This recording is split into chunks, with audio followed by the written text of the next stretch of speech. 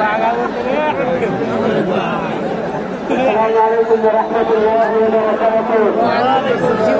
আজকের এই জনসংযোগ থেকে আমরা প্রথম বার্তা দিতে চাই, 2025-এর জুলাই আগস্টের গণবিপ্লবের পর অনেককে আপনারা মুক্তি দিচ্ছেন।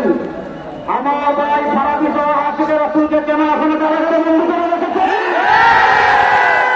বাংলাদেশের ফাতিমা রাসূল ইচ্ছুকে যতজন আশিকের রাসূলকে কারাগারে বন্দী করে রেখেছেন, অতি শীঘ্রই তাদের প্রদান করতে হবে।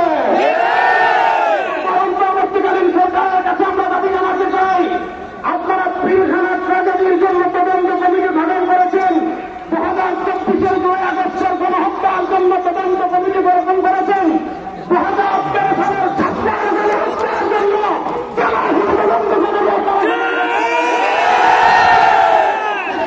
বিশেষ করছি। আমরা এই তদন্ত কমিটি বাতিল, আমরা এই কমিটি মানি না ইনশাআল্লাহ।